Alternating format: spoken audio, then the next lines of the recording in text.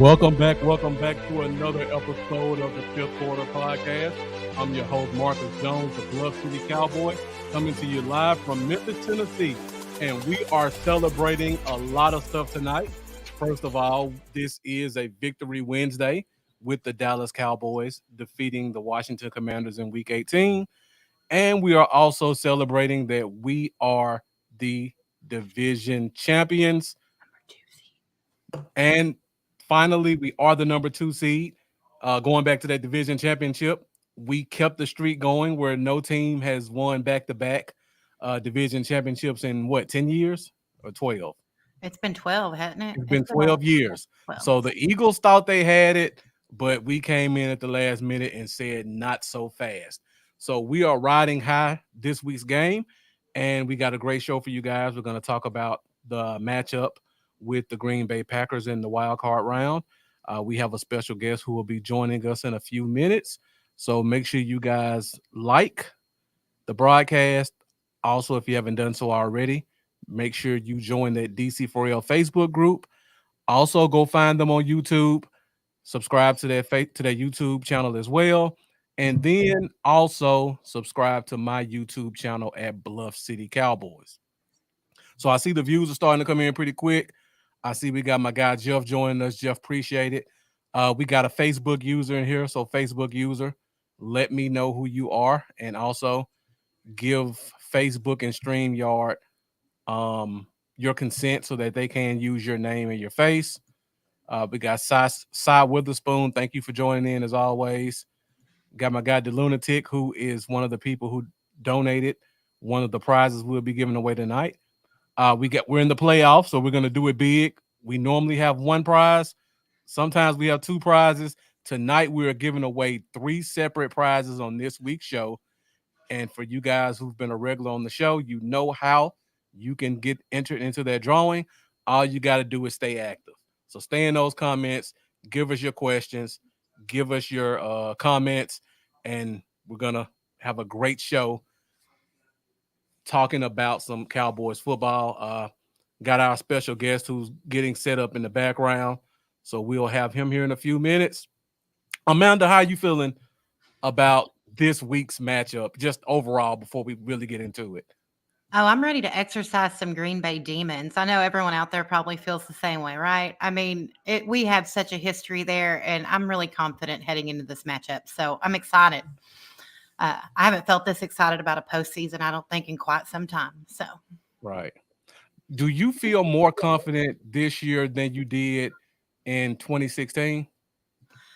I love rookie Dak. Oh, come on. I love that team. But I just want to say, when I look back at 2016, our defense was nowhere near what our defense is right now. Dan Quinn is a mastermind. I'm really excited. I feel better this year than I do in 2016. The offense was really, really phenomenal in 2016, but I think the defense this year really gives us that special edge. So. Oh, yeah. So got a lot of storylines in this week's game. We got the big ones we'll talk about, but of course, the biggest one, Mike McCarthy getting a chance to go against his old team. Also, Green Bay being one of those thorns in our side with the Aaron Rodgers-led Green Bay Packers. So hopefully Mike McCarthy can get a little payback and we can exercise that Green Bay demon like we did against Tampa Bay a couple years ago. And thank you, Facebook user. That's what I love about this show. I think of something, and then I look at the comments, and somebody already beat me to it.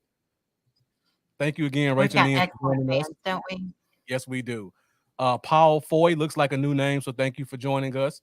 So I guess, Amanda, you want to bring in our special guest? All right, y'all. I'm super excited and super blessed to be able to introduce this next person. We have none other than Terrence Parsons, the man that is responsible for probably one of the key, most important players on our defense right now. And he's agreed to come in and talk some Cowboys football and let us kind of nitpick his brain a little bit about who he is and what the Parsons family's about. So if y'all could help me welcome Terrence Parsons. How's it going, Terrence? It's going good. I'm chilling. How y'all doing? Good. Thank you for joining us on the show. Oh, no problem at all. So do you want to call you Mr. Parsons? You want us to keep it formal, or can we call you Terrence? I like Coach or Parsons. Okay. Coach, we can do that. We can definitely do Coach. So Of we got course. the fan base joining us. They're definitely welcoming you in. Somebody's calling you Big Papa Lion. That's a good nickname, actually. You That may is want a to good start name. that. So yeah, we got a lot to talk about. We know you're a Cowboys fan, so I'm sure you're going to give us some input overall in the show. But before we get started, we did want to ask you a couple of questions, just to give the fan base a little bit of information about you.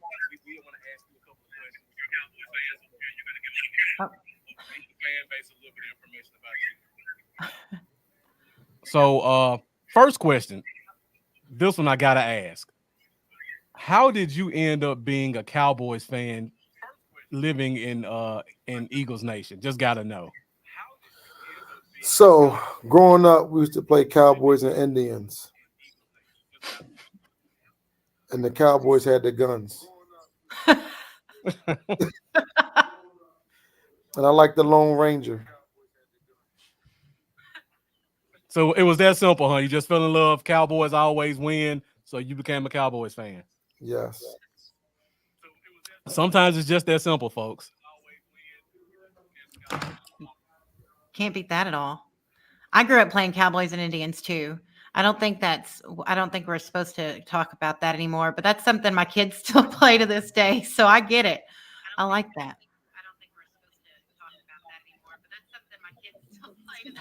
All right, Coach, do you have another phone on or something? Oh, I was on Facebook. I'm sorry. We were getting feedback through the broadcast, and people were talking about it in the comments. Oh, my fault. Oh, you're good. You're good. You're good. All right, Amanda, what you got for Coach? All right. This is probably just kind of cliche, but I want to know, what was the feeling for you when you grow up a Cowboys fan, you raised a bunch of Cowboys fans. What was the feeling for you when Micah was drafted to your favorite football team? Man, that was just a crazy moment, But like Micah had prophesized it like months earlier when he was in LA training. He was like, well, I'm going to the Cowboys. I was like, nah, we're not going to pick that high. He said, no, just think about it. I ended up graduating from the same high school you graduated from. I went to Penn State, your favorite college team. It's only right I go to the Cowboys. That's amazing. And then his last college game was in Dallas, Texas, in the Cotton Bowl, where he dominated. And he said that's where he wanted to be. And he got his wish. That's amazing. I think we all remember that. What is it? Sometimes when you wish upon a star, the star calls you back. That video, of course, that everyone comes in and then the phone rings and it's Jerry on the phone. I thought that was, man, I'm not going to lie too. A lot of people, everyone wanted a CB that round. I don't think anyone ever would look back at that and say, no, we made the wrong pick. Micah is he's something else. You've raised a phenomenal young human, just a great man. So. Well, I'm going to keep it 100.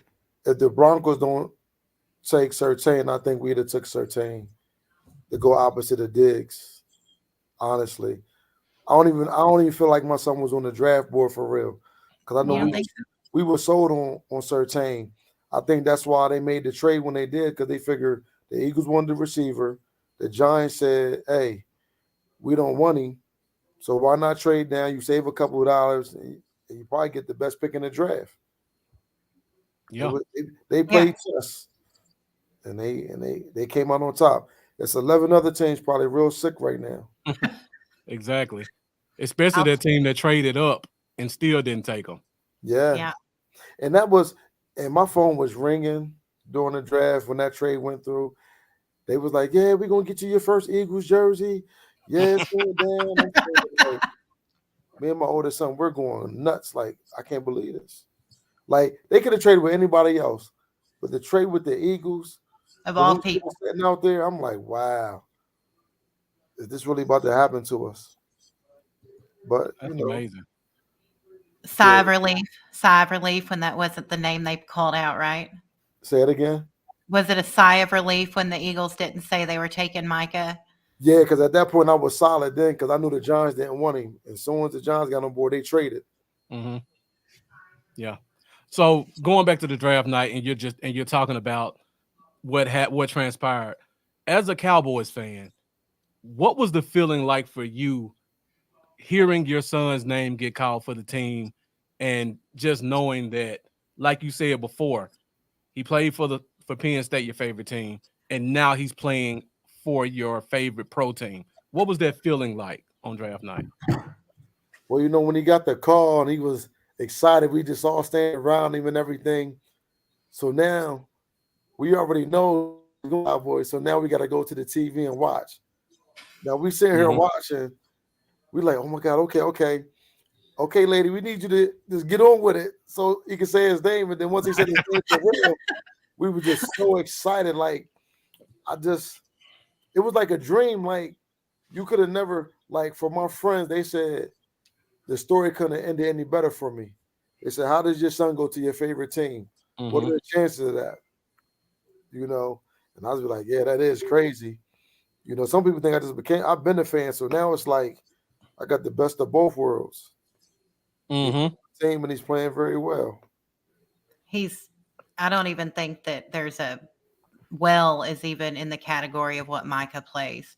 Yeah. If he got the holding calls that he was supposed to, it would be that's the only reason the man doesn't get, people are like, well, Micah hasn't been getting home because he's held every play.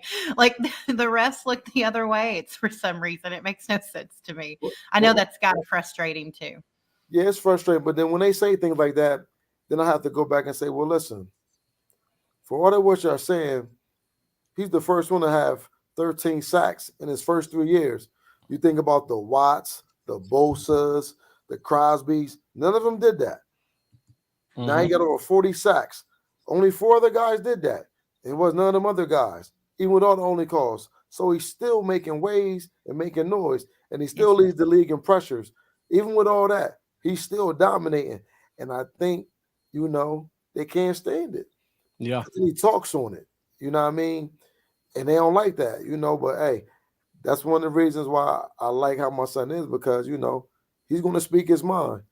If he realizes he made a mistake, he's wrong, he know how to come back and apologize. But he speak it, and 9 times out of 10, he know what he's talking about. Yeah. So they don't like that for him being so young. Can I just say too? Just want to say this. That's one of my favorite things about Micah. Just so you know, is I love the way he speaks his mind. It is such just it's like a breath of fresh air because so many people are just so correct with what they say and they don't. They walk on eggshells. Micah will say what's on his mind.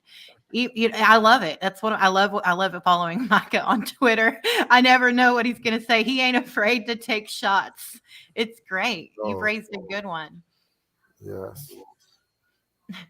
Um, and just a little bit, I want to ask one more thing when it comes to draft night. So we see, of course, we see what goes on with the phone call. We see what goes on. What happens before that? Is there anything that happens before that that's really kind of neat, like that we don't see? We only see, what we get to see. So, what is there anything that happens before that that we don't get to see? That's like that's hits you and that you remember above all. Um, the red carpet was beautiful.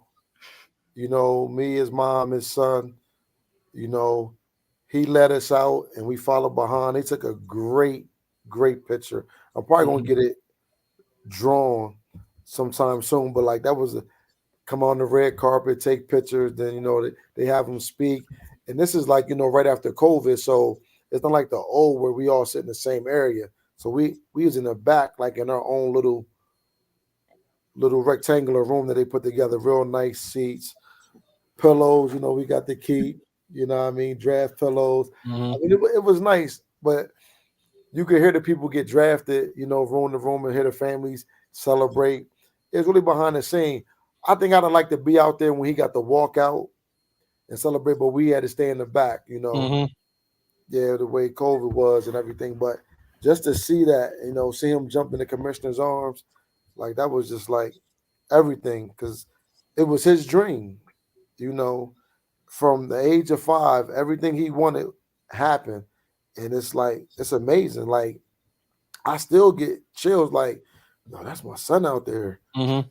Then when you go to the games and I see all the 11 jerseys and see my name on the back, it's like, wow, like this is really happening. Yeah. And then the jersey gets to the Hall of Fame. Don't know if my son's gonna make the Hall of Fame. It's still premature. We're speaking into existence. But Oh, He's on the yeah, way. the fact it's that his happening. jersey's in the Hall of Fame with our name on it, I get to go see that. You know, when the big thing happened, I don't know if I'll be around, but I feel like I get the opportunity to see our name in the Hall of Fame.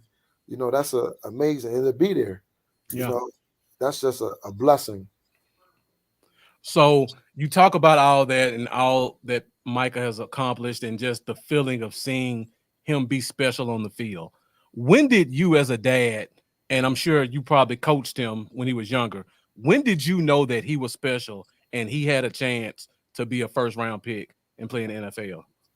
Well, I never coached him in football. Okay. I coached him in baseball. You know, that's where I was trying to get him to go, where they get most of their money That guaranteed. big 'Cause, money, right? The he was a home big, run hitter, So like I told him, I said, listen, you get up there, you get 3-4 hits out of 10, you an all-star, but his passion for football was better. But I realized he could go to the league probably his second year at Penn State. Moved from defensive into linebacker, he never played the position. Mm-hmm. It's all over the field. And in high school, I just felt like he was supposed to do what he was doing. Like if you ever watch his high school tapes, I mean, he was 6'2", 6'3", 235. Yeah, you should dominate like that. So Mm-hmm. I didn't think it was like over the top. I felt like that's what you should be doing. And then we went to the 5-star camps. I was wondering, like, is all these guys here really 5 stars? What I realized, it's America. It's who you know. Mm-hmm. So if I'm an NFL player and I'm coaching now, I may have one legit 5-star. But to get my 5-star to come, I need these 5 other guys to come. You're gonna give them an opportunity to go. Now they got a chance to make themselves that. But I don't think they was 5 stars going in. And the way Mm-hmm. he was manhandling some of them linemen as a sophomore and junior at these 5-star camps, I'm like, man, is he really that good or are these guys overrated? Mm-hmm. You know. But his first year at Penn State, I saw a little just said, maybe he really is that good. Because again, I'm thinking to get to the NFL, it's like the odds is so stacked against you. And then to get there and be good, that's another. So like I'm saying the best of both worlds for my son, and this is unbelievable. I just thank God for him because he's playing with God's gift. Mm-hmm. yeah, He's definitely playing with God's gift. We wasn't in the backyard training. He just wanted to play, and we took him out there, and he was the water boy in the beginning. He tackled his players, his teammates, the other team. You have to go physically take him off the field at the age of 5 until he started knowing what he was doing. But yeah, he never want to leave the field, and he kept that mindset up to now. Even if it like he may be hurt, he'll go off and hey, I'm ready to go back in. He wants to be in on every play. Yeah, we saw a lot of that in the yeah. preseason when they tried to So limit his snaps. we saw that with the club. What was it last year against Tennessee? Right, with the Yeah. club on his head, he Yeah, didn't care. He said, "Let me play." yeah, he wants to That's play. awesome. That's fantastic. Yeah. Um, go ahead. Do you Oh have no, something what I else? was gonna say is like to some of the guys in the league, it's a job. To him, it's his playground. He's the biggest kid, and he's on the playground having fun with some frustrations right now, but he's having fun. Yeah, he kind of you could see the frustration kind of build up this last game there. You saw it's got to be frustrating for him. Yeah. Um, Now I want to ask, going back to the first time you've met Jerry, I take it. So going back to that first time you met Jerry, is there anything that strikes you as like we've always heard that he treats the families of everyone, really well. Is there anything about Jerry that you remember the first time you met him that sticks with you, or any story about Jerry that you want to share with everybody? Yeah. What I realized about Jerry, he's about family and money. So on draft day, when he flew us out there, my grandson's birthday was that Saturday. So we got there Friday and we're talking everything. And once Jerry knew that my grandson's birthday was that Saturday, he said, well, we're going to stop this part of the program. We're going to go ahead and get everything done so I can fly y'all back to have his party. He said, because that's the most important thing. And that really I think we were supposed to stay there the Sunday, but when he knew it was my grandson's birthday party, he changed everything up and made sure we was back to have his party. That's That's amazing. that is really awesome. Yeah. Uh, Jerry treats everyone. I mean, his to Jerry. I've always, of course, I can only say what I see looking in as a fan. I don't know the intricate workings, and I appreciate you giving us a little insight to that. But you can always tell that Jerry really loves his players. Like he is, it's a family to him, and you can always see that reflecting. And by what you're saying, that's exactly how it is. That's really awesome. That's something you don't find, I don't think, with a lot of owners and GMs. So that's a real blessing in itself. Mhm. All right, coach. So we got one more question for you. Then we're gonna take a couple of questions from the audience, and then we're gonna talk some Cowboys football. So hopefully you can stick with us for a little bit longer. Mhm. All right. So last question. As a Cowboys fan, I go to a lot of fan clubs. I go to a lot of Cowboys social events, and one thing I've noticed is we treat anybody affiliated with a player like a celebrity. So the mother, the father, brother, anybody, best friend, anybody treated like a celebrity. Um, how does it feel for you? Because I've seen you at some events before, and I'm sure you probably get just bombarded like you playing on the field. How is it? How is that adjustment for you, or how do you handle that? It's crazy, because I'm just a regular working man. I'm a coach. I'm a mentor. But the way they take to me, it's Hmm. like, wow. And I think a lot of people tell me because I'm down to earth.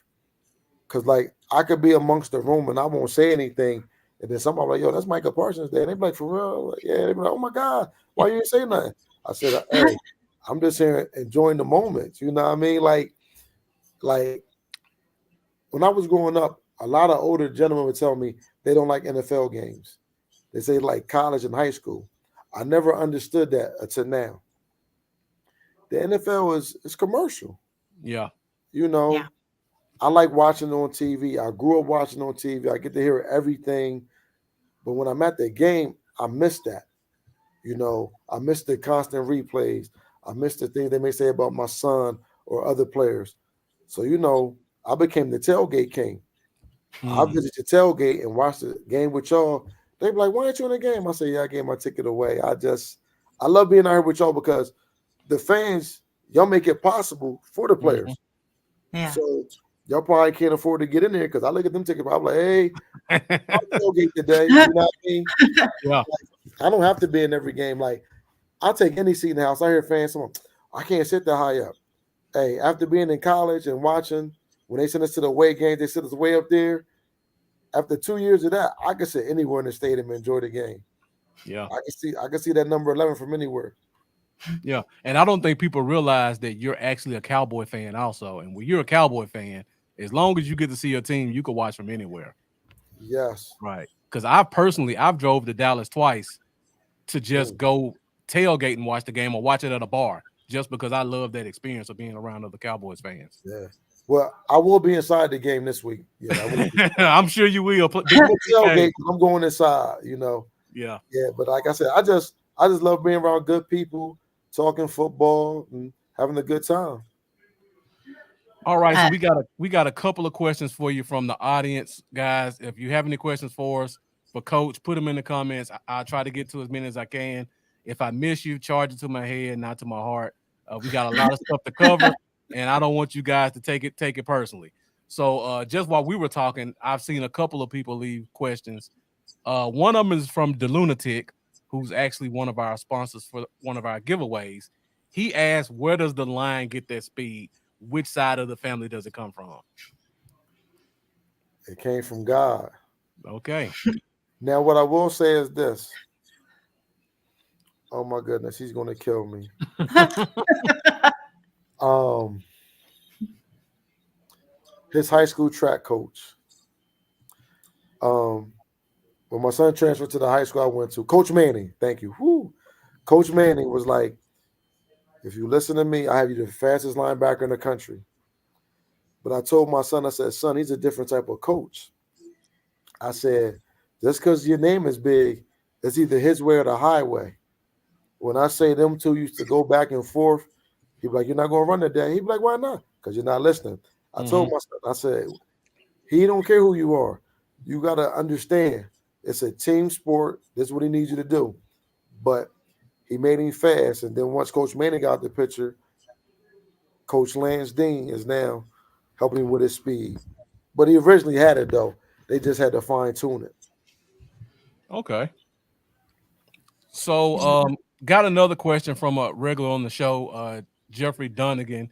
He asked the question, are you sometimes starstruck by your son being a player on your favorite team, or do you still kind of view him as that's just my son? Oh, man, I go back and forth. I'm like, man, this little snotty-nosed kid. But then I'd be like, yo, he's really the man. Like, this is crazy. And I just sit back sometimes and I'd be like, man, God created everything. And I'd be like, man, like, that's God's son. He made me his overseer. He could have made anybody his overseer, but he chose me. And that's a question I always wonder, because like it's amazing. Like my daughter, she was great too in basketball. But like with Micah, it was just like amazing, And once he learned how to work, the game became easy because he played so long on natural ability. Right. So he never got burnt out. I never forced the issue.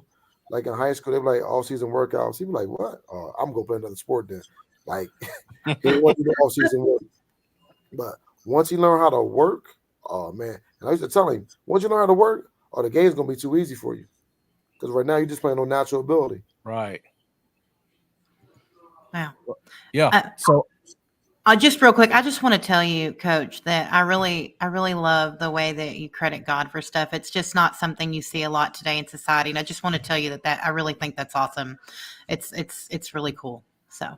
Oh yeah, listen, I ain't gonna take no credit that I ain't got. I ain't gonna be like, yeah, we was out in the backyard. I was handing off. Nah, he just was natural. Like everything he did, he was just natural, and then he wants to learn. He's gonna ask you a million questions to get better because he wants to be on top. All right, so we're going to do one more question, then we're going to move the show along because we got a lot of stuff to cover in this big game. This one comes from Ricky Lindblad, and he asked the question, what's your most memorable Micah game so far in the NFL? I'm sure you got a lot to choose from. I think it was the Charger game when he helped seal the deal and he sacked the quarterback. That's a good one. That is a good one. It's a lot of them, but that one I remember very well because I want to say, I don't know if it was his first sack, but it was definitely a big one for us because I think that ended it, or made it close to the end. No, that's what it was. Yeah, they just moved in the defensive end. Yeah, that was his first sack. But I knew he was going to get people pressure because he played defensive end all through high school. Okay. So, all right. Only thing was undersized, but I said, man, that speed, he's going to kill that guy. And he had a long day. All right, guys. So keep those questions in the comments. We'll try to get to as many as we can. We do have a coach here. He is a Cowboys fan, so we also want to get his knowledge about the team and upcoming games. So before we go to the divisional round, we're going to do a quick game recap from last week's game against the Washington Commanders. Game recap. All right, so as you guys know, the Dallas Cowboys defeated the Washington Commanders. Final score 38-10. I'm not even going to put one of their players on their side because the regular season is over with and we're moving on to the playoffs. We do have a couple of things we're going to talk about from this game as it relates to Micah Parsons. I see we got Coach setting up in another spot right now. So I'm good. Okay. Give me a snack. All right. So while Coach takes care of that, Amanda, just real quick, what thoughts do you have from that game? Anything particular? Well, I was super excited. I know Coach will love to hear this. I was super excited to see Micah break that 14 sack. In fact, I sent it to Coach. I messaged him on Facebook when he got that 14th sack. I was super excited about it because he got over that hurdle. So I did. I messaged Coach about it. I was just super happy to have that happen. DeMarcus Lawrence is just Man, that man, you would think he's much younger than he is out there. He is playing at a level that is just fantastic for a veteran player. I love seeing it. Him and Micah terrorize quarterbacks. That's just the way it is. The biggest thing I saw, I'm really excited to get Brandon Cooks going more in this offense. I love CD. CD's fantastic, but I love the two-headed beast that you have with him and CD in the offense. Just moving forward, I'm excited to see what happens. And I'm glad we're at home because we all know how the Cowboys play at home. So that's what I'm looking forward to as we go. We did exactly what we were supposed to do this weekend. Yeah. We handled business. And that's the most important thing. We are supposed to beat teams like that have those types of records. And that's what we did. So I'm glad to see that we took care of business because a lot of people remember week 18 last year. And I'm glad we got rid of that monkey on our back as well. So, all right, guys, we're at the 30-minute point. Amanda, I'm already moved on to the divisional round. He said we ain't even talking about Washington anymore. I just have to do it because it's part of the format, and I want to throw in some Micah Parsons stuff with it. I moved on. Great game. We did what we were supposed to do.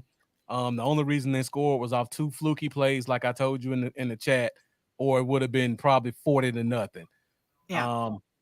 The only thing is I want to focus on this game, and we're going to take it back to Micah Parsons. So you brought up about how great him and D-Law play together and how great that game was. So I got to go to this this soundbite from Micah Parsons before the game, talking about that 14th sack that had been eluding him all year. And what Micah said was, at this point, it's any means necessary to get that sack. I might jump off sides twice this week. I'm glad he didn't. He says something has to change. Something. It's coming for sure. And it did come in the third quarter of the game when Micah Parsons lined up opposite that left tackle. And you see him, as he does, use that quickness, get around the edge, get that quarterback on the ground for his 14th sack.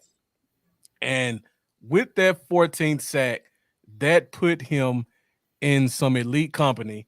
I know Coach touched base on it earlier. So, first of all, he's the league leader in pressures. And I spelled pressures wrong. I apologize. Secondly, Coach brought both of these points up before and is like, we didn't even talk before, and you are already on it. Second player in NFL history with 12 sacks in the first 3 years of his career. 13. Sorry. It's 13. You're right. That's what happens when you work too fast behind the scenes. So second player in NFL history with 13 sacks in his first 3 years. And also he's the 5th player in NFL history with 40-plus sacks in his first 3 years. So we talked about Hall of Fame a little bit before the show, before we got to this point. He's well on his way to going there. So how did you feel when you – because I know you knew these stats off the top of your head. So how did you feel just knowing what he's accomplished so far in his young career?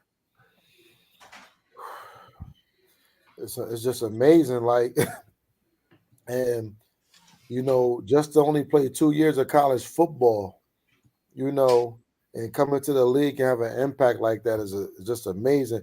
It just shows his work ethic. You know, his offseason work ethic is amazing. And one thing I always talk about with my kids, and my daughter said it best. Mm-hmm. If your game is still the same next season, that means you did nothing in the offseason. And I always tell people the offseason is the season. That's where you build your championship caliber at. Mm-hmm. So some people, they come back and they play the same way. That means they ain't do nothing. But my son shows it. Like, he puts his clips out. Like, I'm working. He ain't just vacationing, laying on somebody's beach. No, he's working to get better because he wants to be the best. He don't want to be labeled as this guy. He wants to be Micah Parsons, the man. So he's going to work on that. Like he said, I'm working with offensive linemen in the offseason. That's what I got to go up against. So why not work out with them to make myself better? Like, he finds ways just to make himself better. You know, it's funny you say that. And as a fan, you would think, why don't more guys do that instead of just going against air? And it's good to learn hand movements and stuff like that. But it's another thing when you're going against a possible Hall of Famer and Andrew Whitworth, and he's actually showing you, like, when you do this, this is what I'm thinking from an offensive lineman standpoint. Mm-hmm. So speaking of that, you talk about his training. We do have another question from B. Neil Christian, one of our show regulars. And he asked the question, is Micah still doing his boxing training? Will he incorporate some martial arts to his training regime at some point? Yes, and I got to meet his boxing trainer at the game when they played Detroit. So yeah, he's still doing his boxing. So when the season's over, he'll get back into that. They offered me a chance to come in there. I said, I'm good. Just send me the video clips. Okay. So we're gonna put Washington in the back burner. We're officially in the postseason. Now we're gonna look ahead to this matchup with the Green Bay Packers. Before we do that, really quick, we have to do a major storyline that just came out today. So let's touch base on that, and then we'll look ahead to Green Bay. Storylines. We had a big storyline come out today.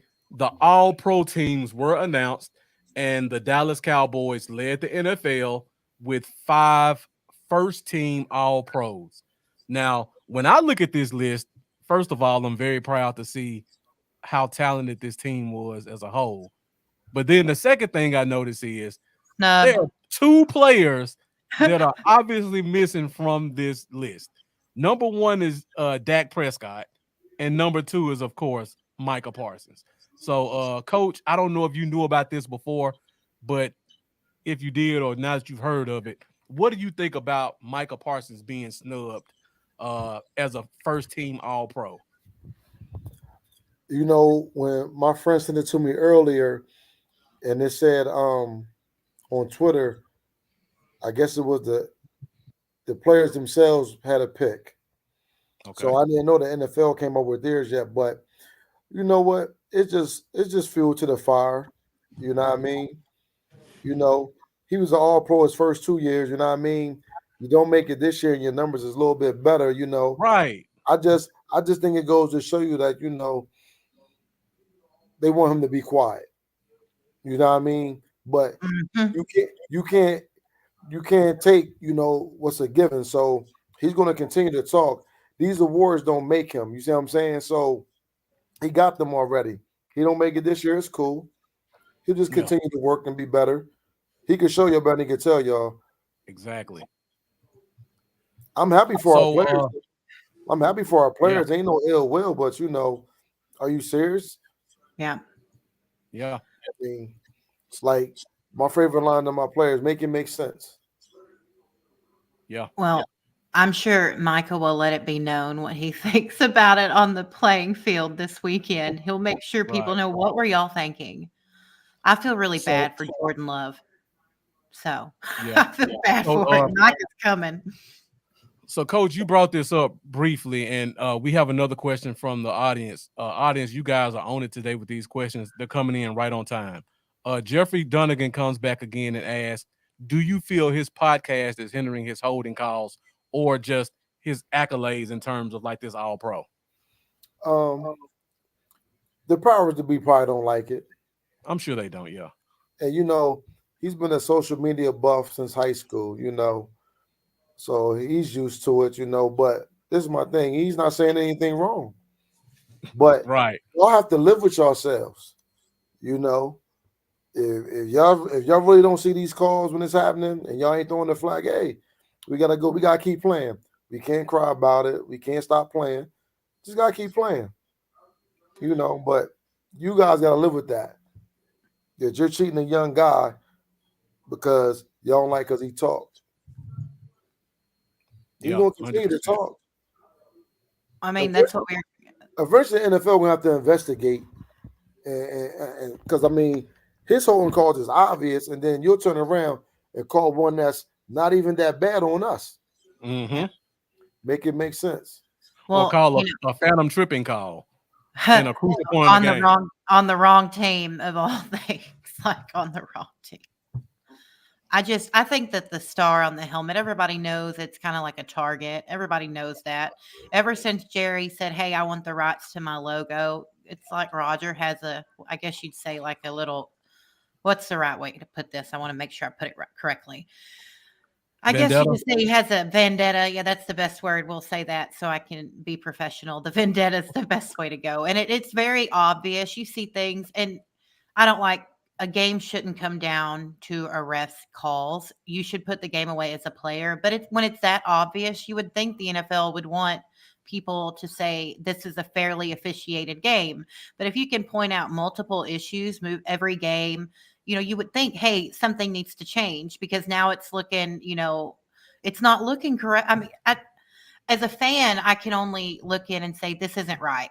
But when someone like Roger Goodell sees all these people complaining, you have multiple players that are speaking out against the issues, and they're just turning their heads. It's like, oh, I don't hear you, I don't see you.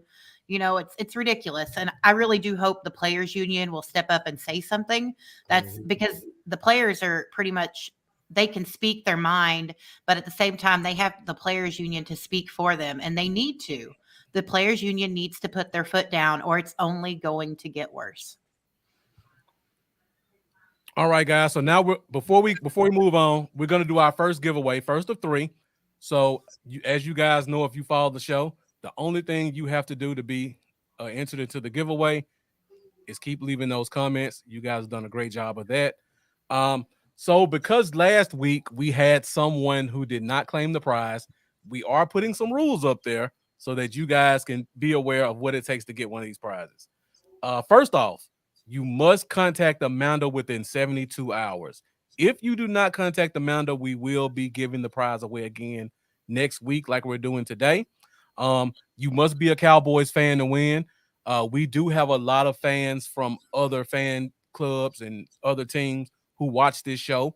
We definitely appreciate you guys' support, but we don't want to give other fans our gear so you can go and mark it up and do stupid stuff with it. We do ask that you follow DC4L Facebook, subscribe to their YouTube channel, and also subscribe to the Bluff City Cowboys YouTube channel. And then last but not least, you have to give Facebook permission to see your name, because if it comes up Facebook user, we don't know who it is. So if it does, we have to redo it again. So let's go ahead and get into it. Let's see who gets our first prize. Amanda, before we do it, do you want to let the people know what the first prize is for today?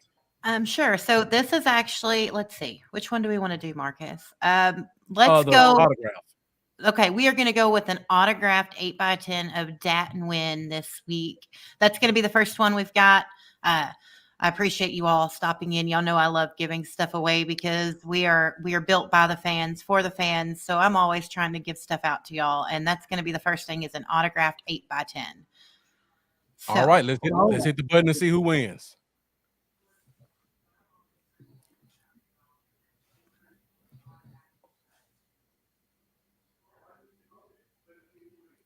Brady Jones, congratulations. You're the winner of the Congrats, 8x10 Dat and Win autographed picture. Be sure to contact Amanda to give her your contact information so she can get that over to you. We have 2 more prizes to go, guys. We're at 45 minutes. We're going to start talking about Green Bay right now. So make sure you keep those questions and comments rolling in, and we'll be sure to highlight them, get you guys entered into their drawing, and also let's just talk some good Cowboys football. So as you guys know, we start the show off. We begin the show with talking about the key matchups in this week's game. Myself personally, I've watched the last 6 Green Bay games from front to back. I made a ton of notes.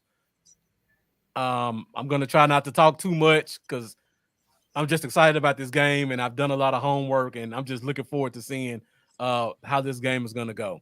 So let's kick the show off talking about some key matchups from this week's game. Key matchups.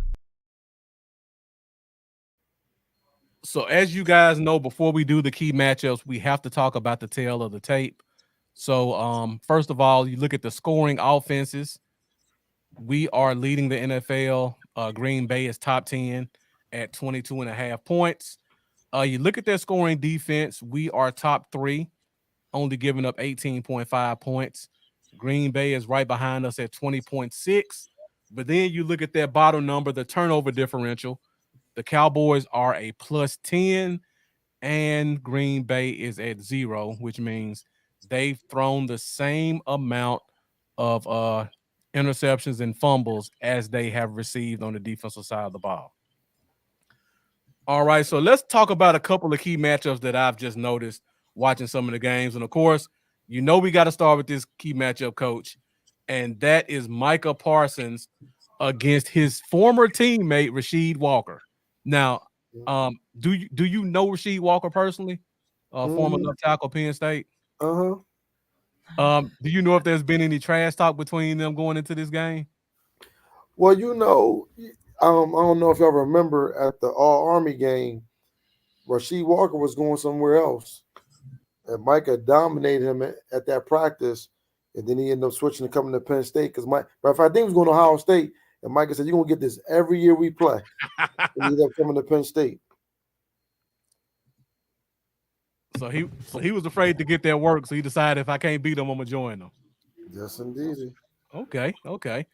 It's always good to get those inside notes when you have somebody who can give you firsthand stuff like that. I did not know that, but yeah, that should definitely be a good matchup. You could show that as the matchup, but then you forgot to put the tight end over there, the running back in the back, running back dipping, yeah, the other guy on the inside. The ref not calling holding. Listen, they dare not leave him one-on-one. Yeah. No. Yeah, definitely. They know what'll happen. Well, and I read today that Jordan, so his bread and butter comes from being in the pocket. Jordan is not very good when he has to scramble. So as long as we're getting pressure, that is what we need. Yeah, interesting stat just watching the game. I think Mike's going to get 2 sacks. Yeah, interesting stat just watching the game. Jordan Love always takes 5 and 7-step drops. And to me, it just looks unusual for a quarterback to hold the ball that long. So I looked it up. Of course, Micah's one of the quickest when it gets from snap of the ball to getting to the quarterback. Jordan Love is actually the slowest from the snap to his release.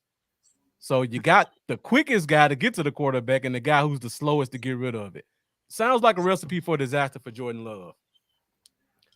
So how do you feel about how many sacks do you think your son will get? You think he's going to get multiple this week, or? I like him for 1.5, but what I would love to see is a blitz sometimes. I feel like we put too much pressure on that D-line. Mm-hmm. We only send 4. Yeah. And if we're dropping 7 in the coverage and they still getting the ball down the field, bring somebody up to that line. Right. Because pressure busts pipes. That's when our secondary eats, when we get the pressure. But we can't get the pressure consistently with 4 guys. Yeah. Bring that 5th person up. And I guarantee you it'll be a lot of meeting in the backfield with Delon Parsons. What do you think there's a reason in particularly that Dan likes to stick to the 4 instead of bringing 5? Because I prefer bringing 5 too. I'm a big fan of bringing 5. I don't like dropping 7 into coverage. I love the blitz. So yeah, this is my thing. If we want to get to Vegas, you better watch Baltimore and see how they came after Brock Purdy. Yeah, 5, 6. Yeah, get the ball off if you can. Mm-hmm. Yeah. Pressure bust pipes. Yeah. But if you give a quarterback 3, 4, 5 seconds, somebody's going to get open, or it's going to be a flag. Mm-hmm. Yeah. Yeah, the lunatic making a great point. Their center is giving up 5 sacks. Means the quarterback holding the ball. Something else I noticed watching the game, another key matchup. You talk about bringing 5. I think our 4 is going to have a lot of success because something I've never seen before in the NFL. Osa versus Sean Ryan and John Runyon Jr. The past 5 weeks, Green Bay has been rotating guards. So both of these guards are playing 50% of the snaps each, and neither one of them has really gotten the consistent blocking that they should in the pass game or the run. So I feel like Osa's going to have a good chance to take advantage of one or both of these guys because they just keep switching in and out so much. I didn't notice that. I wonder what that continuity on an offensive line is so important. Why would you do that? Is it like health? I didn't even notice that when I was rewatching their game. It's not health. It's just they can't decide on who's the starter. And Okay, then. I'm even looking more forward to seeing Micah when he stands up and rushes from the inside, when he gets to take advantage of this as well. Because like that old saying is, you show me a team with 2 quarterbacks, I'll show you a team with no quarterback. You show me a team with 2 guards, I'm gonna show you somebody that's gonna get a lot of pass rush. That's really bizarre. I've never heard of that, I guess, until today. So I haven't seen that. I'm all about continuity. I've preached it on the show all the time. The best thing, you want your 5 best on the field when you've got your lineup. I wouldn't know why anyone would trade out. That makes no sense to me, Marcus. Yeah. Coach, you got any insight there? Because I sure don't. That's bizarre. Yeah, let's make them pay for it. That's the only thing I can say. Exactly. I like it. So Coach, do you like Micah more rushing from the edge or from the inside? Because I know we have that debate on the show quite a bit. I prefer the edge. Okay. There's too many bodies in the inside. You know what I mean? Too much could go wrong, I feel like. You know, on the edge, you coming from the outside in. Sometimes you may stunt and come back toward the inside, but yeah, I like him containing the outside. So that makes the running backs have to come up. We just got to make them plays when they turn inside. That's where we lack at sometimes. Mm-hmm. When he goes to middle linebacker, that shuts the run down. Yeah. But we showed that he cannot be on the field and we can still get pressure and bring sacks. Right. So that's what I like to see. So if we could do that, put him back in middle linebacker, that's cool because he could cover the tight end, cover the running back, and make a slot receiver pay if he did across that middle. Yeah, definitely. His speed is what makes it's just amazing to watch Micah play. Just from the fact his speed is he's so fast, but also he can play almost anywhere you put him. And I love when Dan Quinn moves him around. Personally, I'm a big fan of moving Micah around, just because you never know. It's hard to game plan for someone when you don't know where they're coming from. So I enjoy that aspect, but I know it's probably more difficult on a player. But I enjoy not knowing what Mike is going to do next. Personally. Yeah. I ain't gonna lie. I like to see him go back to safety one day. I would love to see that. Wow. Now has he played safety in the past? Or is that just? Nah, I know he used to play running back. Yeah, I just like Ronnie Lott and them Darren Woods and them hard hitters back there. Uh-huh. You know what I mean? I feel sorry for anyone that would need to go up against Micah as a safety. Those poor people. I think on the goal line, we should start giving him the ball if our running backs can't punch it in. I've been joking about that for a while now. He would love that. I know he would. I've seen him say, just give me the ball. I think he was lining up on the scout team as tight end. Is that what we saw once? Mm-hmm. I saw him doing something for the offense. Mike had him out there. I think it was tight end. He's an amazing athlete. So he played Wildcat in high school sometimes too. Okay. Oh, interesting. Getting all these nuggets from Coach tonight. Right. Thank you, Coach. Make sure you guys put that in your back pocket. In case you see it in the game, you'll know you heard it here directly from the coach on the Fifth Quarter podcast. So, Coach, you brought up a great point. Put Micah at linebacker. Let them make those receivers pay coming across the middle. Another key matchup that I want to talk about is Jordan Lewis, who's been playing amazing the past 5 weeks, versus their slot receiver, Jaden Reed. Now, when I watch Jaden Reed play, he's a shifty guy. They like to use him a lot on jet sweeps, and he runs a lot of drag routes and crosses across the middle.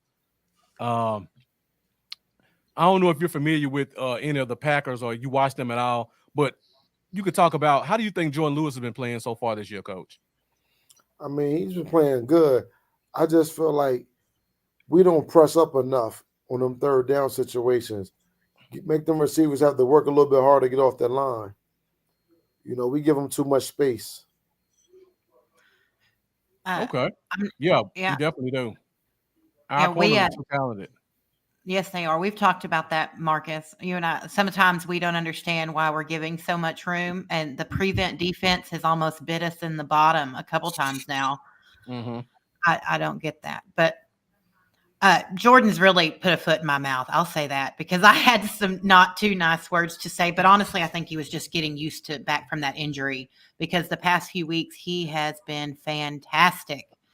fantastic. He even won the Ed Block Award. So that was Coach gave him McCarthy gave him that, and that was. But I think this Reed is fast, but that's really the only player on their team. When I look at speed, that's the one player that concerns me. Watson's fast, but that hamstring has really hampered him all season. I think he's played like 6 or 7 games. That's it. So Yeah.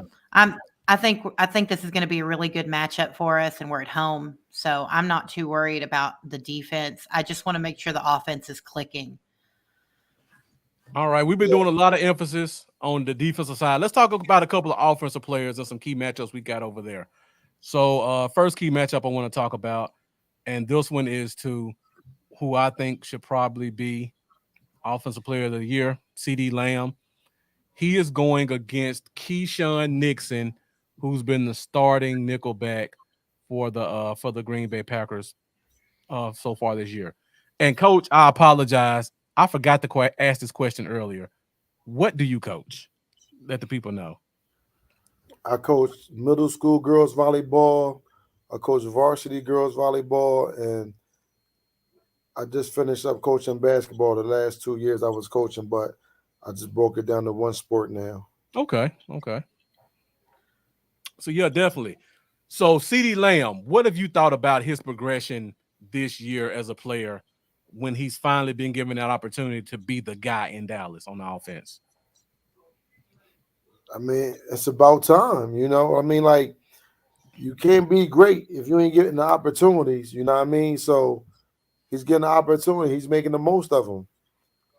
You know, he's a guy that if he get less than 9 targets a game, I have a problem with that. Preaching to the choir. Yeah. Especially this time of year. Yeah, that's your stud. You've got to make sure you're using him. I don't understand sometimes. I complained about it when Kellen was here. We would go away from the star player that's having the most success.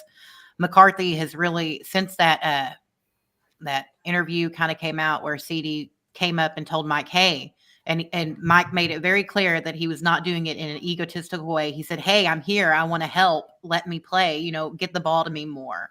And ever since then, and then when Sherman had that, said he wasn't a number one, he's really put a bunch of people's foots in their mouth. He has been just unbelievable. Michael Irvin put it best. I don't want my number retired because as long as they're talking about 88, they're also talking about me. Yeah. So I'm not going to say that CD's the best 88 we've had because, we got Super Bowls to win, and then I'll start comparing people because every one of them's different. Dez, Drew, they're all different in their own way, but CD can do everything. I don't think there's one thing CD can't do. You can get him the ball out of the backfield. You can give him a go route. You can put him in the slot. CD continues to impress, and I'm really excited to see CD in this playoff form where we're actually using him correctly. I'm excited to see what Mike has dialed up. And if there's any team that Mike really wants to kind of stick it to, we're about to play him. So. Tilly Afoa looks like a new name, so thank you for joining us tonight's show. Coach, we're at 1 hour. I don't want to hold you any longer than you can stay. So if you need to dip out just at any time, just please let us know. We definitely appreciate you giving us all the time you can. Oh, no problem. Okay. So we're going to go to another key matchup. I want to get your thoughts on this one for sure, because my next key matchup is Terrence Steele, who's been having kind of a down year, going against big Rashawn Gary, big defensive end out of Michigan. Steele's been struggling a little bit. Gary's kind of having his best year so far. So, Coach, what I want to get your opinion on is normally we hear iron sharpens iron. And you would think with all the great pass rushers we have on this team, including your son, that we'd see a little bit more from Terrence Steele. Now, I don't want to get you in trouble, so if you don't want to answer, you don't have to. But what do you think is going on with Terrence Steele and why we've kind of seen a regression this year? I don't know if they go up against each other in practice, so iron sharpen irons. I couldn't answer that for you. What I tell people is this, like, to some players, it's a job. They happy to feed their family. They're good. Mm-hmm. You got like Micah and CD, they want to win. You see what I'm saying? You can see everybody don't play with the same like when Micah Intensity. first shared when he said to Vander Esch, you're not used to winning. You see what I'm saying? Like it's a mindset, it's an attitude, and you gotta have that. You could talk about it, but you gotta have it. And I remember Sean Gary when my son was in, I think, 10th grade in high school. Yeah, he's a problem. Mm-hmm. And what I don't like is like other teams, they leave the tight end to help, had a running back to chip. We leave our guys out there on the island, Yep. Yeah. you know. And I'm just like, man, like what this guy's capable of doing. Like, give him some help. Like, it's okay. You know what I mean? So that's like I said, if we don't give him no help, it could be a long day for that. 100%. Because 100%. Rashawn Gary's that guy. Give him some Yeah. help. At Yeah. least chip him a little bit. Yeah. But if you just We've make got him have to go 1-on-1 all game, yeah, we could be in trouble. This is a trap game for us. It's a lot on the line. I'm not, Mm-hmm. man, you're confident. I'm not confident. Like, I'm nervous because Green Bay's hot right now. They have nothing to lose. Yeah. Mm-hmm. They could try a million trick plays on defense. They could send 6 or 7. They could really change the game. So we really got to come out clicking. Yeah. We can't come out and play around and try different things. If we run the ball and we get 8 and 9 yards, keep running the ball. I know we want to see Dak throw the ball to CD, but hey, if the ground game's running, we could keep it moving, keep it moving. I hate to see 2nd and 2 and we looking for the end zone down the field, and next you know we putting. Yeah. Yeah. Yeah. We Or haven't seen a lot of that lately. we'll try a trick play. Oh, yeah. Mm-hmm. Well, keep it simple.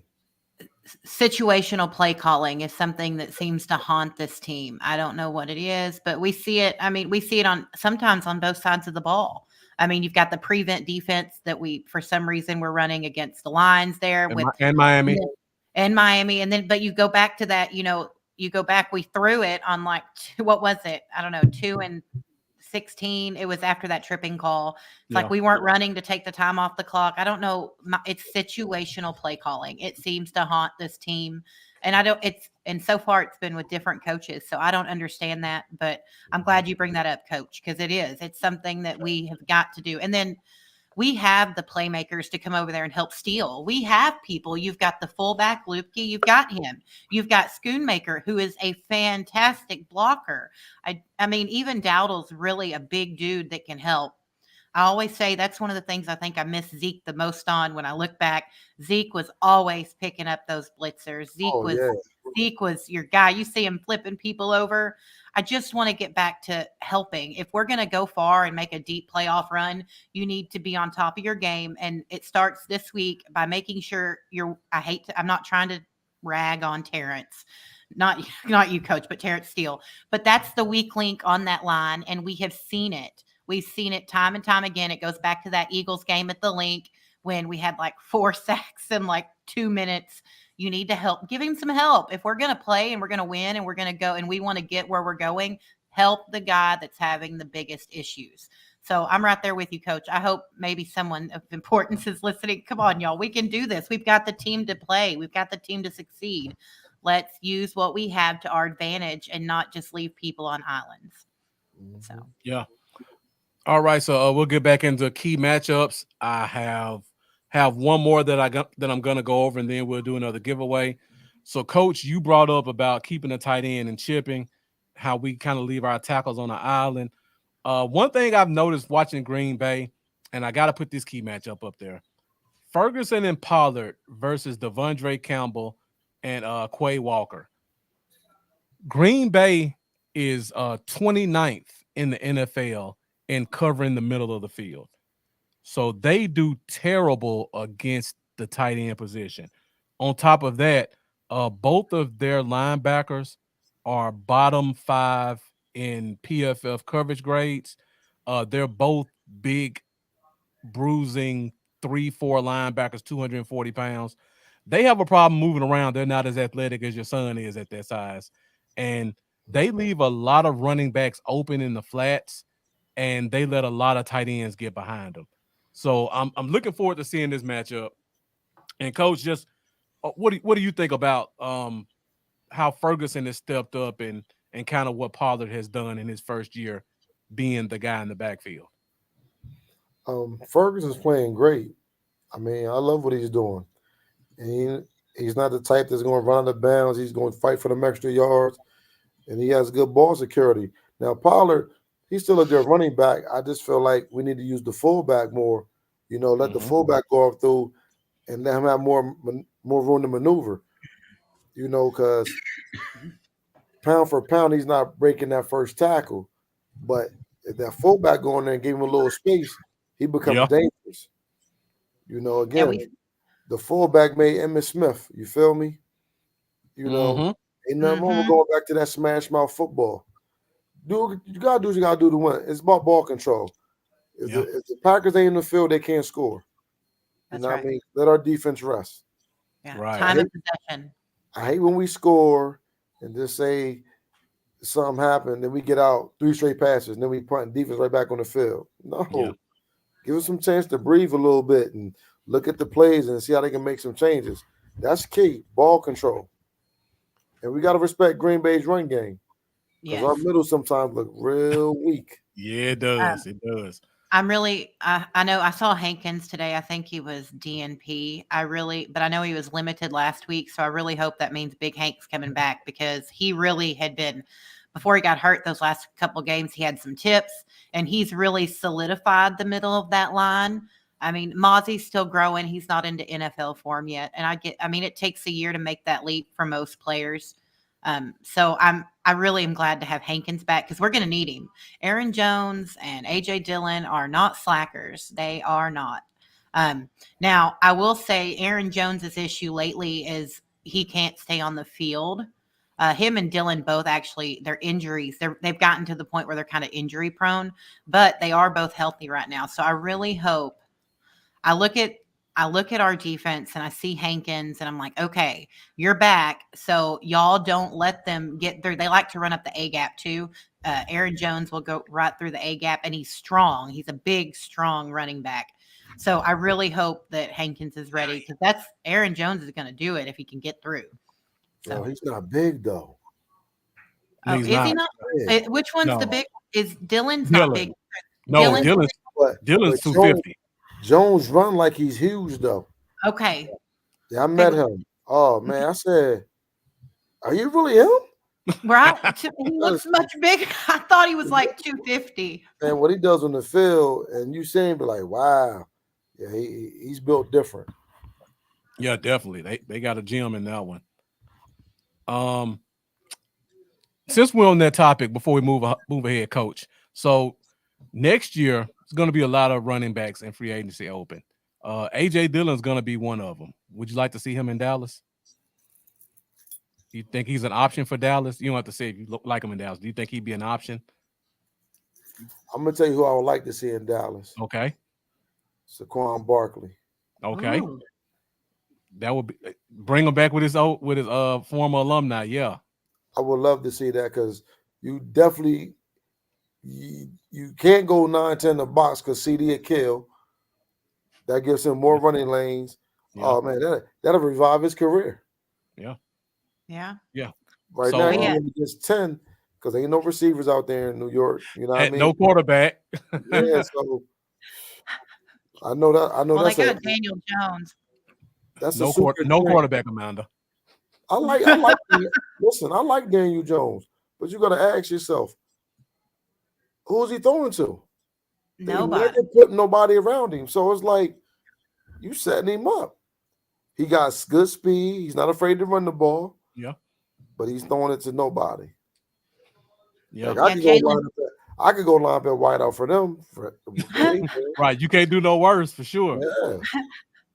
That's well, I was just happy to see him take down Philly. Okay, that was the best. I was clicking over from our game over to that, and I looked at the score because someone dropped it, and we have an admin chat, Coach, and someone dropped the score, and I said, "Oh, y'all edited that." I didn't believe it, and then I went and looked, and I was like, "Oh my, no one edited that. They beat the crap out of Philly this week. Yeah, they gave it to them. Yeah. That was great." And you're All in right, Philly, guys. aren't you, Coach?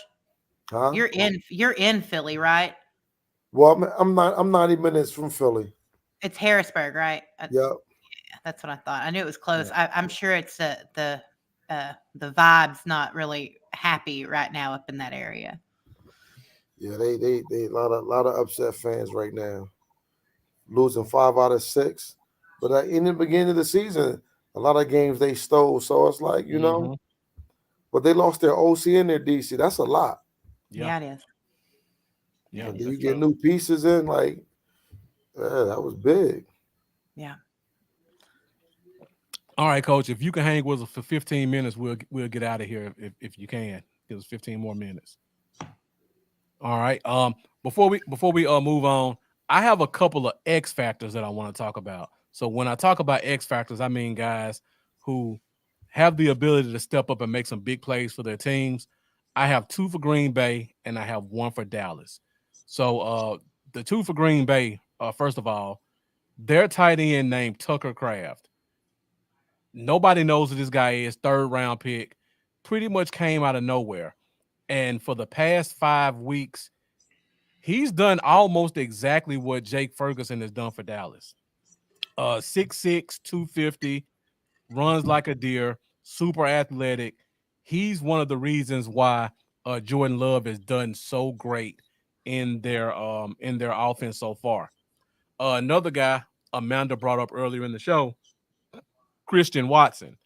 6'4", 4.3 speed, a lot of DK Metcalf comparisons. We saw what DK Metcalf did to us a couple weeks ago, so this one's very concerning. If he plays, because he's dealing with that hamstring injury like Amanda brought up, so you really don't even know if he's going to get out there, and if he does, what you're going to expect. And Cy Witherspoon agreeing with me saying, yeah, he's one to watch, Watson. Then we got one more that takes us to Dallas. And this one I'm really excited about because I've been waiting almost 2 years to finally see what I think could be a breakout game, and that's Kevontae Turpin. So when I watched Green Bay play this week, I noticed that they give up a lot of punt return yardage. So I went and checked the stats, and I realized that Green Bay is actually pretty terrible on special teams. When you look up their statistics, they're bottom 5 in net punt average, which means they punt the ball 50 yards. The returners normally cut that down to about 30 yards net. They're one of only 5 teams to give up a punt return for a touchdown this year. And on kickoff returns, they're bottom 5 in kick return average, which means they let kick returners get more yards per return than anybody else. And they have given up the most 40-yard returns in the NFL. So this game, if Turpin has his mind right, should be a big game for him to be a major X factor. Coach, while we got you here, what do you think about Kevontae Turpin and just what he has done or what he can do for our return game? I need for him to don't try to be a hero. If it's there, take it. On the offensive side, I think we need to put him in a slot a little bit more, give him some quick passes, and let his speed go. Sometimes I think we run him a little bit too deep down the field, and I don't think that's his game. And he needs at least 2 or 3 run plays because you can't teach speed. Right. And he's fast. Yeah. Fast. Yeah, he's fast. All right, guys, we are at an hour 15 minutes. It is time for us to do another giveaway. So, Amanda, let the people know what we're giving away this time. All right. This is actually from DeLunatic, one of our awesome watchers. He's here week in, week out supporting us. And this is a custom Dallas Cowboys hat. I don't have the pictures on me to share the screen, but it's really, really awesome. And he's donated this one. We're going to have another one next week too. But this is just a really cool hat. I think he said it came from Lids, and it's got custom he's taken the players' autographs, and there's a few options you have. There's Micah, and it's just embroidered, they've taken what the autograph looks like and embroidered on the side. It's really, really neat. These are really awesome hats. I posted into DC for All. You can go check it out and look at them. But they're just really super cool. And Paul, as you can see, Paul's commenting on it. They are really neat.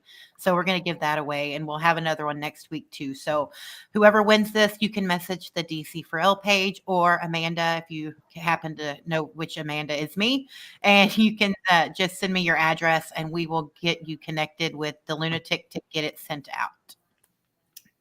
So I think I may happen to have one of those hats with me right now. Ooh, Well, mine is autographed on the back. So it's on the back similar. or the side, Amanda? It's similar? I think it's on the side. Okay, so it's a Cowboy. It may be on the. I have one that's on the side too. I just got so many hats in here right now, I can't find it. Huh. Yeah. So let's go ahead and hit that button. As you guys know, all you have to do to get entered into the drawing is keep leaving those great questions and comments. So I'm going to hit this button, and we'll see who is the winner of this signature hat.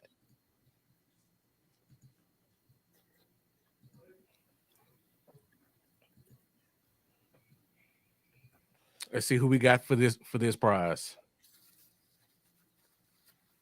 Grandizer 12.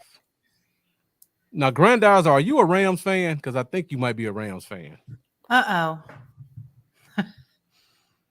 Let me know in the comments, Grandizer. I don't want to. I'm almost certain Grandizer 12 is a Rams fan, Amanda. So we are going to do another drawing. And if he's not a Rams fan, we'll get him something else. But I'm almost certain he's a Rams fan. Well, everybody. So yeah, he is what everyone's saying.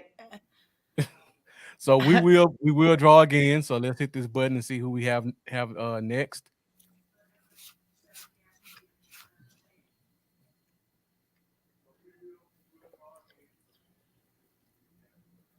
All right, it's Say Miriles. Thank you for joining us, and it looks like you are the winner of the signature hat. So make sure you contact Amanda Foster on Facebook, and she'll get with you on that prize. So we do have one more prize left, guys. It's a big prize coming at the end of the show. We only got about 15 minutes left or less. So make sure you guys get those questions and comments in. And to make sure that you get those questions and comments in, we are going to our last segment of the show, which you guys know is our most interactive section, and that is our over-under, where I'll give you guys some statistics, and you guys let me know whether or not you think that player will go over or under that statistic. So, Coach, if you can hang with us for about 10 more minutes, I don't have a lot of them, so we would love to get your input on whether or not these players go over or under these statistics.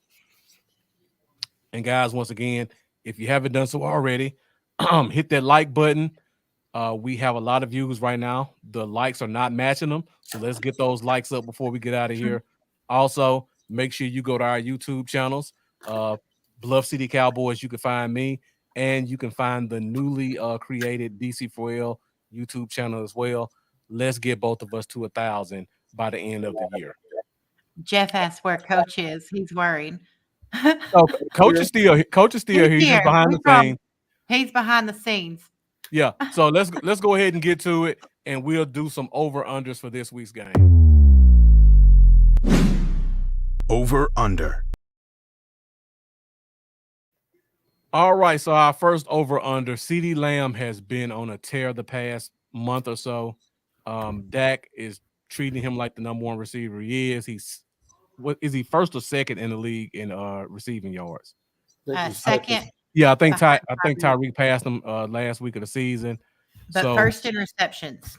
First in receptions, yeah. Okay. So over under 100 receiving yards this week for CeeDee Lamb in this week's game. Over 100 receiving yards. Let me know what you guys think in the comments. Coach, we'll start with you. Over under 100 receiving yards for CeeDee Lamb. Over. Okay. You said that pretty confidently. You think it's going to be way over? Because, again, he has to get him the ball. There's no way we can't come out and sugarcoat it. Like I said, 9 to 10 targets. Yeah, over 100. Okay. Amanda, what do you think? 100 yards over, under? Oh, you know how I feel about CeeDee Lamb.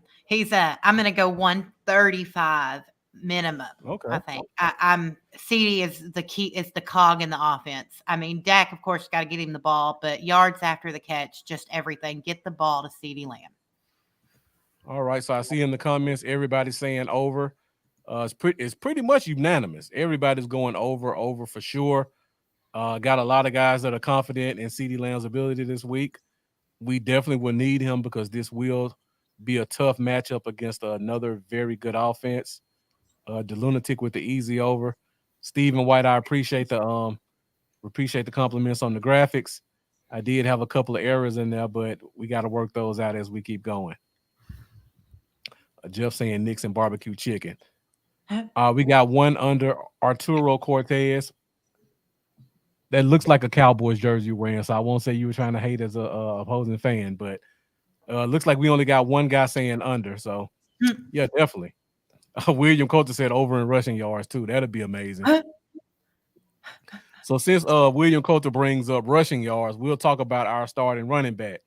Now, watching Green Bay play, they are terrible against the run. And it's crazy because they have probably one of the biggest defensive front sevens in the league. Linebackers are 240. Their inside linebackers are 240. The outside linebackers are 270. All their defensive tackles are 310 and up. But for some reason, they cannot get running backs on the ground. So over under 60 yards rushing for Tony Pollard, pretty much his average for the year. Coach, we'll start with you again. Over under 60 yards rushing for Tony Pollard. Under. Okay. Is there a reason why you say under, Coach? Just curious.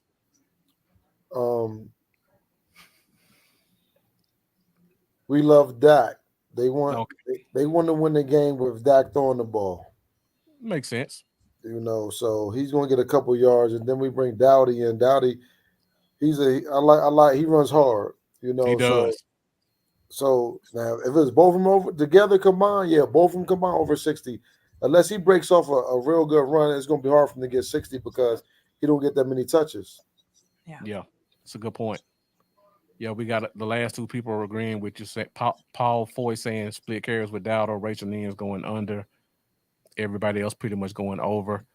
So Amanda, what do you think? Over under 60 yards rushing, Tony Pollard. Now, everybody knows Tony's sometimes on my list. And it's not even, I think, a running back only goes as good as your offensive line goes. And for some reason, now I saw it was different last week. And what was his name? Hoffman? That man, I was watching sounds of the sideline. He was fantastic in run protection. Like he was doing some big things. Now, that's no knock on Zach Martin. He's the best there is. But we ran the ball really well last week. But I don't know what it is about our line. It's just that we're not really built for running. I don't get it, but I'm going to actually agree with Coach and go under. I expect Dowdle to have the bigger of the chunk plays because he's a harder runner and he's faster. And as good as Tony is and the speed seems to be coming back, I think Dowdle is set up because the defensive side of the ball for the Packers is so big, such big guys that I think Dowdle will have a better game than Pollard this week. Okay. Now, Coach did bring up if I had both the Cowboys running backs, he would have gone over. I do have both the Green Bay's running backs. So Green Bay, one running back extremely big, one running back runs extremely physical. So I got the number pretty high because they run the ball a lot. Over under 120 total yards for both Packers running backs. You guys need to take a minute to think about it. Let me know. Looks like Coach is still thinking. Amanda, you got to answer for us. Over under 120 total yards, both running backs. You said total. See, and that's where you said total because Aaron's really good at the taking some balls out of the slot. You see him a lot of times. Aaron will pop up in your slot. So I'm going to say over because of strictly total. I think we'll be fine containing their run. I'm actually pretty confident the Cowboys are going to come ready to play. So total yards are both going to be over, but rushing I would have said under. Okay. What about you, Coach? What you got? That's what I agree with. Yeah, over. Okay. All right. And for you mathematicians in here, the lunatic did the math for us. They average 14.7 yards a rush. They'll get about 15 rushes. He has equals over. I don't know if the math is mathing right there, the lunatic, but I'll take your word for it. Jack Meeker saying we got Hankins coming back, so he has them under. And then we got a couple other people going under as well. Definitely got a lot of people saying over. Jeff says under there, go for about 100. All right, we got 2 more over unders, and then we'll get you guys out of here. My next one is related to the Packers wide receivers. Now, I know our offense is pretty ball dominant with CeeDee Lamb, but Jordan Love does like to spread the ball around in his offense. They have a ton of young wide receivers. All of them are 6'2", 4.5 speed, super athletic, 50-50 ball guys. Over under 70 yards receiving for any one of the Packers receivers. So you got Romeo Doubs, you got Jaden, how did I just forget his last name that quick? Jaden Reed, Christian Watson if he plays, and other laundry list of wide receivers. Over under 70 yards receiving for any of their receivers. None of them will have 70. I think I do expect like a 50, 60 for each one, but no one's going over 70 by themselves. Okay. Over. You got one in particular, Coach? Watson. Okay. Yeah. I mean, we got a sample of what that height, weight, speed can do with Seattle, so I'm kind of concerned about that one myself. And the last time he played us, he had, 3 touchdowns and 150 yards? Mm-hmm. Yeah, that one could get ugly. But I look at Aaron Rodgers, too, look who was throwing him the ball, so.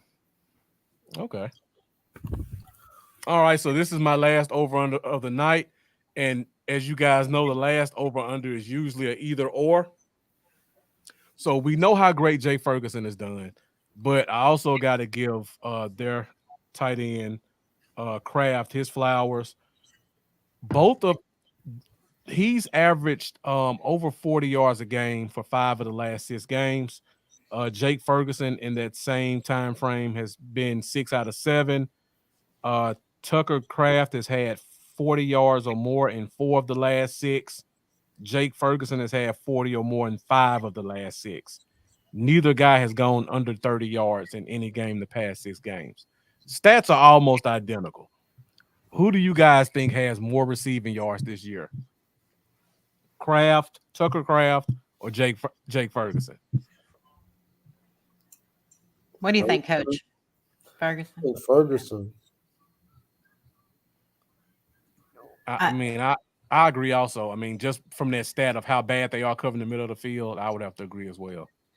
I agree. I don't. Jordan Lewis, Donovan Wilson, just the way they've been playing lately, I think Kraft's going to have a really tough time finding some success. I mean, he'll have some, but I do not expect him to have the success he's had against like the Bears and other teams. So I'll say Fergie's going to go over. I expect him to get a touchdown this game too. He's due one. Okay. Yeah. So it looks like it's pretty much unanimous. Ferguson in the chat. So thank you guys leaving all those great comments. So before we get out of here, we got to do the last giveaway of the day. And Amanda, you want to let the people know a little bit about what that giveaway is? Sure. So we've got a jersey of choice. You just have to message me and we'll get it all situated. A jersey of choice for you. So just send me a message and we'll get you set up. They're super nice stitch jerseys. So just message me and we'll get it all taken care of. This was also donated by the Lunatic. So we thank you for being an awesome supporter of the show, the Lunatic. You're just so appreciated and we're so grateful for you. And he's also donated for next week's too. He's ready. Yeah.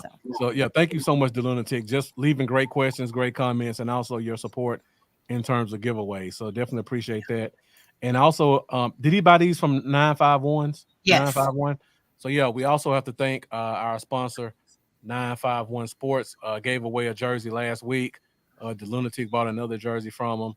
You can go find them on Facebook if you want to buy some jerseys. They're great stitched, high quality jerseys. Be the envy of your tailgate. Go to 951 Sports to get your jerseys. Threw a free plug in there for you, Mikey. You can send the residuals later. All right. So let's go ahead and do this last drawing of the day. Let's see who gets this jersey. You guys been leaving a lot of comments, so I'm pretty sure it's going to be a lot of different people to choose from. Michael Dale Agee. So Michael Dale Agee, thank you for joining us. Appreciate you tuning in. Make sure you reach out to Amanda to get your Stitch jersey. And we're at an hour and 30 minutes. Honestly, I thought this show was going to go 2 hours, so I'm very surprised we're getting out of here at an hour 30. Before we go, I got to thank you, Coach, for joining us. Appreciate you giving us a few minutes. I know you got a busy schedule. You're in Eastern time, so it's after 11 o'clock for you. So we can't thank you enough for just giving us your insight and giving us some great stories and background about your son. Oh, thanks for having me. I enjoyed it. All right, so before I just want to say we appreciate you, Coach. Thank you so much. Mm-hmm. So we got one other question before you go, and then I have another question for you. I lost the question. Oh, here it is. So, question from the Lunatic who just did the jersey giveaway. What sport did Micah first beat you in? Madden football. Okay.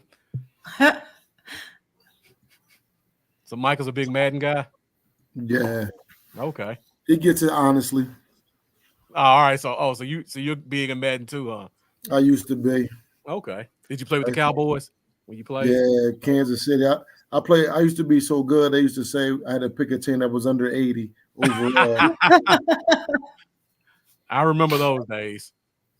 Mm-hmm. All right, Coach, before you go, you got to let us know about the Parsons Foundation, what it is, what you do, and how. Okay, so I don't do nothing right now because when I first started, it was like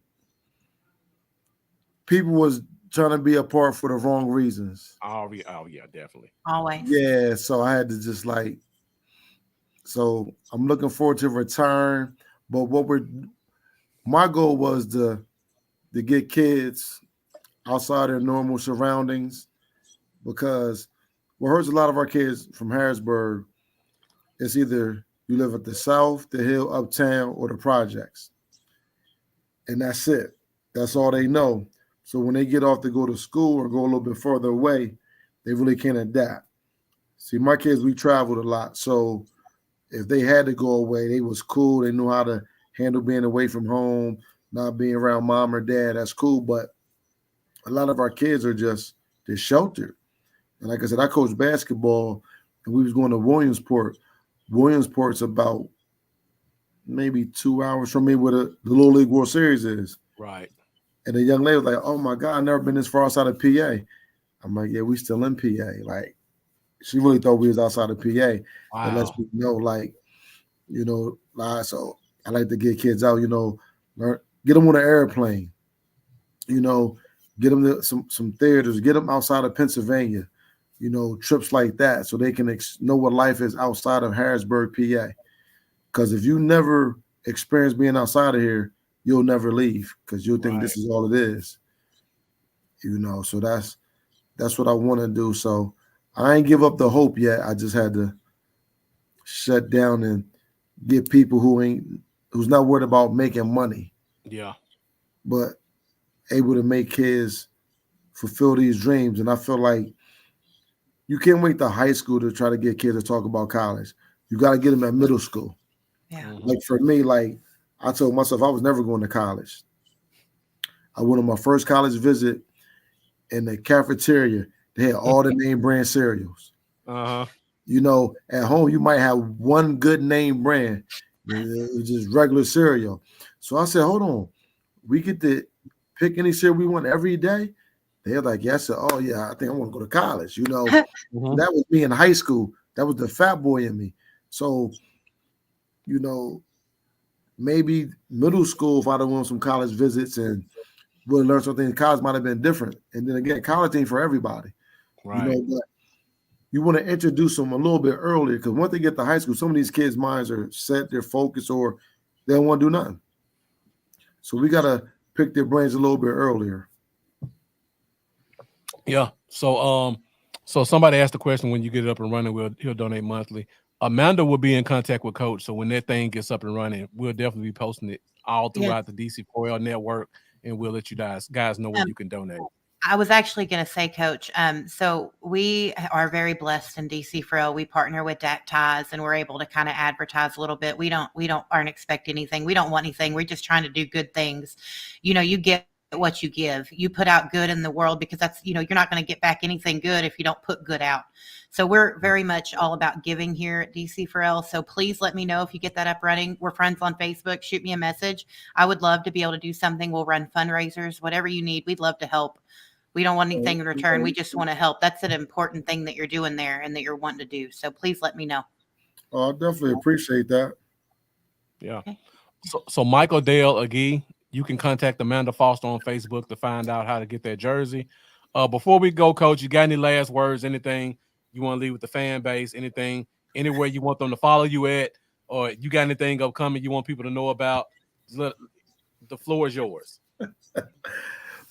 Hey, they can follow me on Instagram at Big Pars, BIGPARS, on Facebook at TPTV Parsons. And that page is usually when I travel.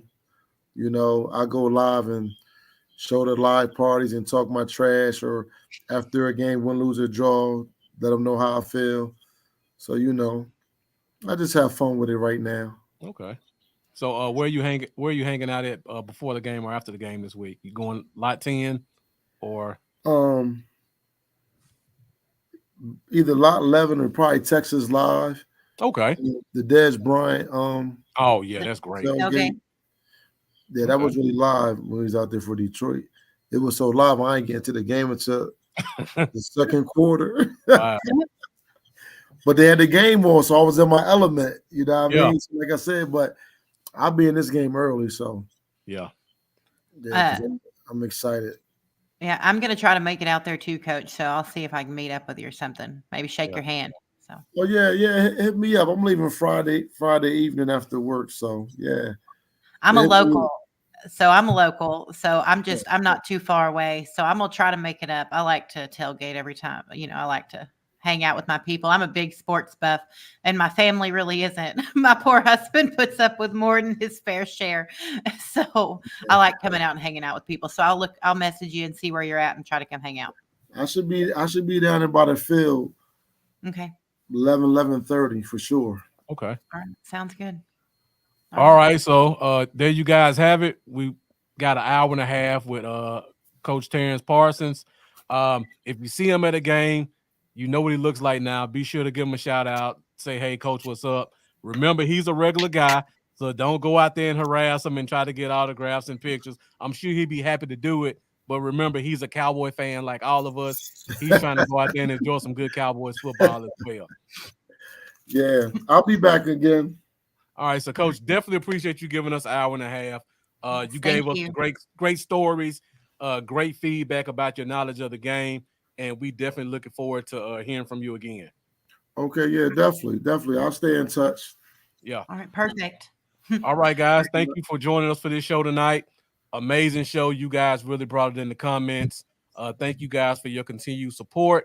Make sure you guys watch us every Wednesday, 8:30 Central Standard Time for the Cowboy. I almost hit the wrong show. For the Fifth Quarter Podcast. We're going to be here for what we expect to be a Victory Wednesday.